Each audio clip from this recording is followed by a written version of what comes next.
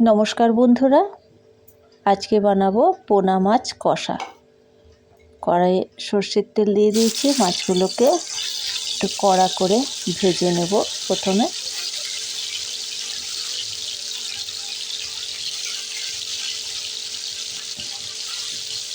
তেলটা একটু বেশিই লাগবে।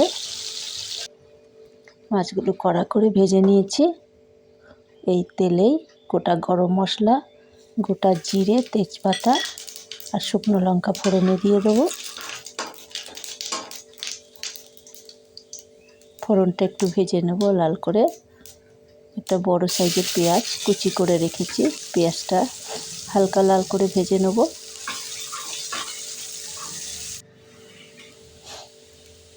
এর মধ্যে দিয়ে দেব জিরের গুঁড়ো, হলুদ, কাশ্মীরি লঙ্কার গুঁড়ো, পরিমাণ মতো নুন। মশলাটা একটু কষিয়ে নেব। আর দিয়ে দেবো কাঁচা লঙ্কা, আদা আর রসুন বাটা।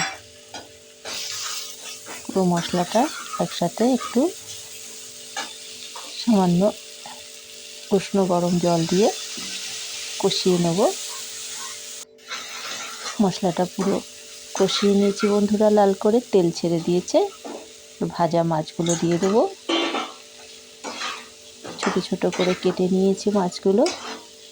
ভালো সিদ্ধ হবে, ভাজা হবে, খেতেও ভালো হবে। ঢেকে ঢেকে মাছটাকে মশলার সাথে কষিয়ে নেব। ঢেকে ঢেকে কষিয়ে নিয়েছি মাছটা ভালো করে। এর মধ্যে উষ্ণ গরম জল দিয়ে দেবো কিছুটা।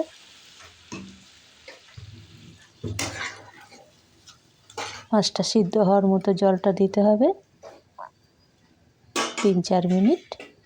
কয়েকটা কাঁচা লঙ্কা দিয়ে দেবো চেরা। 3-4 মিনিট ঢেকে রেখে দেবো। 3-4 মিনিট হয়ে গেছে বন্ধুরা, পুরো মাছটা সিদ্ধ হয়ে গেছে। এর মধ্যে একটু দারচিনির গুঁড়ো দিয়ে দেবো।